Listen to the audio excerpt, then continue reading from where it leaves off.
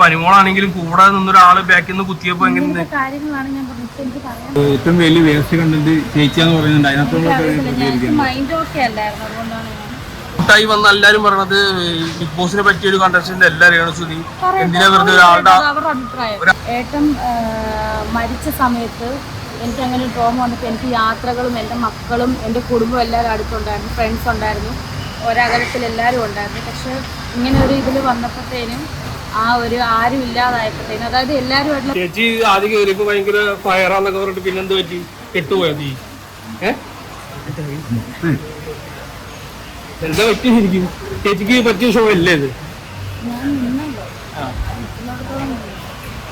ചേച്ചിനെ സംബന്ധിച്ച് ചേച്ചി ഇപ്പൊ പോണ്ടാന്ന് തോന്നുന്നുണ്ടോ? ബിഗ് ബോസിൽ പോണ്ടായിരുന്നു തോന്നുന്നുണ്ടോ?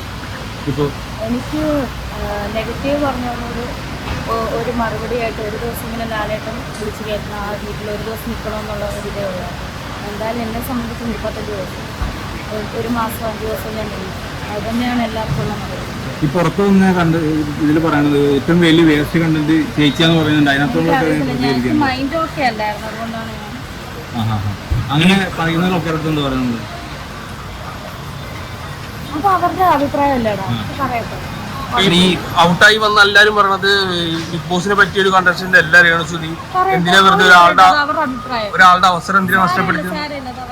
അവരുടെ അഭിപ്രായം ഒരുപാട് എന്താ പറയാ അഭിപ്രായങ്ങളുണ്ടല്ലോ, പലർക്കും ഓരോ അഭിപ്രായങ്ങളുണ്ടല്ലോ. അപ്പം എന്നെ സംബന്ധിച്ച് ഞാൻ അവിടെ കയറി അത്ര ദിവസം എനിക്ക് മൈൻഡ് ഓക്കെ അല്ലായിരുന്നു. അതുകൊണ്ട് ഞാൻ നേരിട്ടാണ് പറഞ്ഞത് മൈൻഡ് ഓക്കെ അല്ല, പോകണമെന്ന് പറഞ്ഞു. ഞാൻ പോകുന്നു.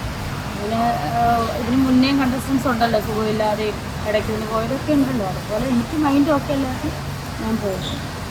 ഇപ്പോഴും എനിക്ക് ഒരു ഇത് വന്നിട്ടില്ല, ഒരു പറഞ്ഞതിൻ്റെ ഒരു ഇത് വന്നിട്ടില്ല, അങ്ങനായിട്ടില്ല. ഈ ചേച്ചി ഫസ്റ്റ് പോയപ്പോ തന്നെ ആദ്യം തന്നെ 2 ദിവസം അല്ലെങ്കിൽ ഒരാഴ്ച ചേച്ചിയെ ടാർഗറ്റ് ചെയ്യായിരുന്നു എല്ലാരും ചെയ്തോണ്ടിരുന്നത്. പനിമോളാണെങ്കിലും കൂടെ നിന്നൊരാള് ബാക്കിൽ നിന്ന് കുത്തിയപ്പോ എങ്ങനെ കാര്യങ്ങളാണ് ഞാൻ പറഞ്ഞത്. എനിക്ക് പറയാൻ പറ്റുന്നില്ല, ആ ഒരു ഇതായിട്ടില്ല. ഞാൻ 2 ദിവസം എടുക്കും എന്തായാലും. ഈ തോന്നൽ എപ്പോഴാണ് ഫസ്റ്റ് വീക്ക് ഉണ്ടായിരുന്നു ഇനി പുറത്തേക്ക് പോകണമെന്നൊരു ചിന്ത? അങ്ങനെയൊന്നും ഇല്ലായിരുന്നു.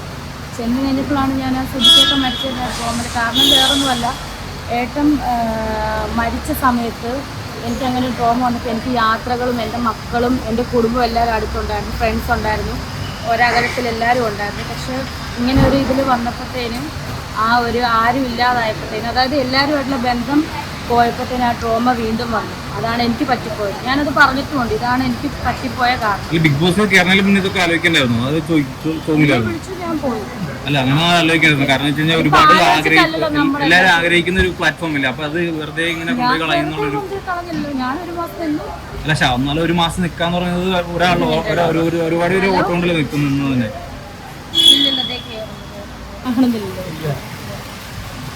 സംസാരിക്കാത്തതിന്റെ കാര്യം എന്താ? സംസാരിക്കാത്തതിന്റെ കാര്യം എന്താ? അല്ല, ഒരു 5 മിനിറ്റ് നിക്കാൻ പറ്റില്ലേ? അത്ര വയ്യാതെയാ? അത് നമുക്ക് ഇരിക്കാം. അല്ല, നമുക്ക് അവിടെ നിന്ന് ഇരിക്കാം. അവിടെ ഒന്ന് ഇരിക്കാം ഒരു 5 മിനിറ്റ്.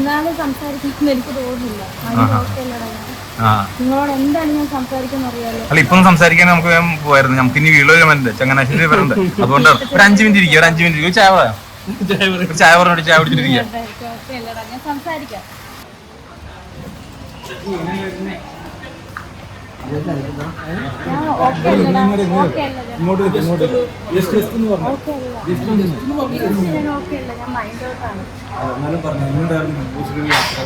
കുഴപ്പമില്ലായിരുന്നു.